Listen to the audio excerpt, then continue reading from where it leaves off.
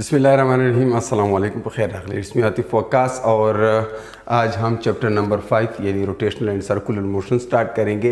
ये पहला लेक्चर है और इसमें आज हम एंगुलर डिस्प्लेसमेंट को डिफ़ाइन करेंगे, इसके कुछ यूनिट्स डिस्कस करेंगे और इन यूनिट्स के दरमियान कन्वर्जन का प्रोसीजर अंडरस्टैंड करेंगे। फॉर एग्जांपल रेडियन है, डिग्री है, इस तरह रिवोल्यूशन है या राउंड्स हैं, इन सब को आपस में रिलेट करेंगे। सो एंगुलर डिस्प्लेसमेंट जो है, अगर मैं इसको डिफ़ाइन करूँ, सो एंगुलर डिस्प्लेसमेंट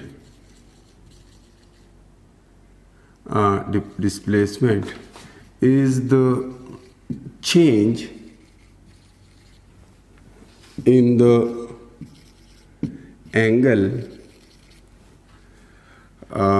कौन सा angle, subtended by a circulating object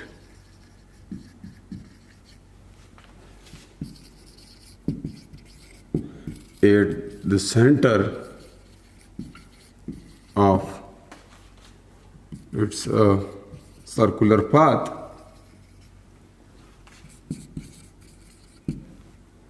So angular displacement is the change in the angle subtended by a circulating object at the center of its circular path. For example, कोई circulating object है, एक circular path है और ये इसका centre है। यहाँ पर कोई मैं रेफरेंस लाइन ले लेता हूँ अपनी आसानी के लिए, और ये कोई ज़ीरो लाइन है, ये सेंटर है C, और ऑब्जेक्ट इनिशियली फॉर एग्जांपल यहाँ पे कोई ऑब्जेक्ट है और वो सर्कुलेट कर रहा है, यानी सर्कुलर पाथ पे घूम रहा है इस सर्कुलर पाथ पे। तो इनिशियली वो पॉइंट A पे था, तो अगर वो पॉइंट A पे था तो रेफरेंस लाइन के साथ उसका एक एंगल बन रहा था सेंटर पे, और वो angle let suppose theta A है। और कुछ देर बाद चूँकि वो सर्कुलेट कर रहा है, टाइम गुजरने के साथ साथ उसकी पोजीशन चेंज हो रही है around that circle. So A से वो किसी और पॉइंट पे पहुंच जाएगा B पे। यहाँ पर कोई पॉइंट B है तो ये ऑब्जेक्ट कुछ देर बाद इधर आ जाएगा।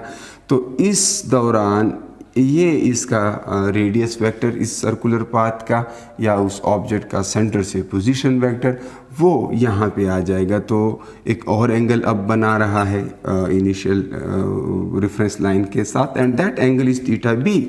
Now angular displacement is a change in the angle. तो इस एंगल में जो चेंज आया that is called angular displacement, and delta theta से मैं इसको रिप्रेजेंट करूँगा, and that is theta B minus theta A। Now initially अगर मैं ऑब्जेक्ट को इस रेफरेंस लाइन के ऊपर मान लूँ, ज़ीरो पे इज्यूम कर लूँ, तो उसका थीटा A ज़ीरो हो सकता है। तो अक्सर आप देखेंगे आगे कैलकुलेशन जब आप करेंगे या क्वेश्चंस देखेंगे तो वहाँ पर डेल्टा थीटा की बजाय सिर्फ थीटा लिखा हुआ होता है। तो वो बिल्कुल वही केस है जैसा कि आप फिज़िक्स में आमतौर पर टाइम इंटरवल के लिए T यूज़ करते हैं, हालांकि वो होता डेल्टा T है, लेकिन स्टार्टिंग पॉइंट आप अपने स्टॉप वॉच का ज़ीरो लेते हैं, तो इसलिए जो T2 होगा यानी फाइनल टाइम होता है वही हम डेल्टा T एज्यूम करते हैं, इनिशियल टाइम ज़ीरो होता है। तो इस तरह यहाँ पर थीटा A को अगर मैं ज़ीरो मान लूँ और थीटा B को सिर्फ थीटा मान लूँ तो मैं डेल्टा थीटा की जगह थीटा B लिख सकता हूँ।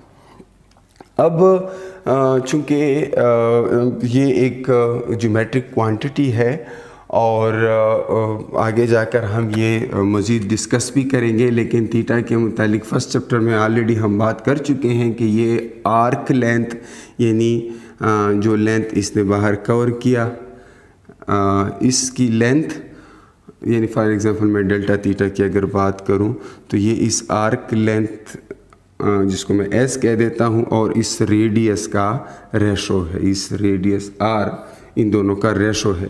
लेकिन जब भी इस रेशो को आप कैलकुलेट करेंगे इसके लिए यूनिट रेडियन यूज़ करेंगे। तो रेडियन उस काउंट का नाम है। जब आप आर्क लेंथ को रेडियस पे डिवाइड करते हैं तो जो भी नंबर आएगा उसके साथ आप रेडियन लिखेंगे। रेडियन उस एंगुलर डिस्प्लेसमेंट का एक यूनिट है।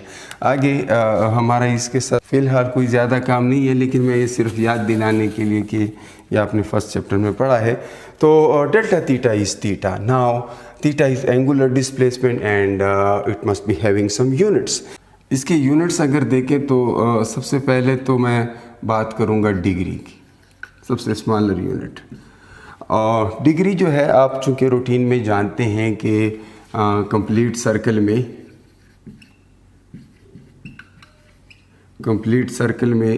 360 डिग्रीज़ होते हैं और फिर अकॉर्डिंगली आप उसको जितने भी हिस्सों में डिवाइड करते हैं आपकी मर्ज़ी है।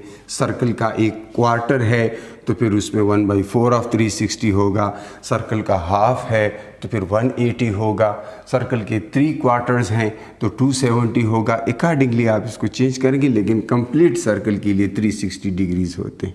डिग्री स्मॉलर यूनिट है, इससे रिप्रेजेंट होता है, ऊपर छोटा सा डिग्री का साइन लगाते हैं। फिर डिग्री के बाद है रेडियन। रेडियन कौन सा यूनिट है? रेडियन थोड़ा सा बड़ा यूनिट है और ये आपको पता होना चाहिए कि किसी कंप्लीट सर्कल के अंदर, चूँकि ऑलरेडी फर्स्ट चैप्टर में हमने ये यूनिट्स डिफ़ाइन किए थे, हमने ये बात ये इस फार्मूला से डिराइव किया था, theta is equal to S/R। चूँकि इस रेशो का रिज़ल्ट हमेशा रेडियन में होता है, तो अगर मुझे 1 रेडियन चाहिए तो फिर इस आर्क की लेंथ को रेडियस के बराबर लेना होता है। फॉर एग्ज़ाम्पल ये 1 2 3 4 5 है तो ये 1 2 3 4 5, अगर ये दोनों आपस में बराबर हों, इस केस में रेडियस ज़्यादा है, आर्क लेंथ कम है। लेकिन थोड़ा सा अगर हम बढ़ा दें तो ये आर्क लेंथ और रेडियस आपस में इक्वल हो जाते हैं, तो इस दौरान जो एंगल बनता है उसको 1 रेडियन कहते हैं। लेकिन हमारे लिए इस वक्त ये इम्पॉर्टेंट है कि एक कंप्लीट सर्कल के अंदर रेडियंस अब कितने होंगे। तो सिमिलरली फॉर कंप्लीट सर्कल के लिए 2 पाई यानी 2 कंप्लीट 2 पाई रेडियंस होंगे, ठीक है। यानी S को अगर 2 पाई R पुट कर लें तो 2 पाई रेडियन आएगा, क्योंकि 2 पाई R एक कंप्लीट सर्कल का सरकमफ्रेंस होता है और इस दौरान वो एंगल जो कवर करेगा that would be 2 pi radian. अब 2 पाई रेडियन और 360 आपस में इक्वल है, तो ये फार्मूला आपको याद हो, ये बड़ा अहम है, 2 पाई रेडियन और 360 डिग्री। एक कंप्लीट साइकिल को हम राउंड कहते हैं, तो आप ये बात इस तरह से लिख सकते हैं कि 1 राउंड इज़ 2 पाई रेडियन और 360 डिग्रीज। सो यहाँ पे लिखेंगे 1 राउंड या 1 रिवॉल्यूशन या 1 साइकिल, ये सब जो है they are equal to 2 pi radians और 360 डिग्रीज।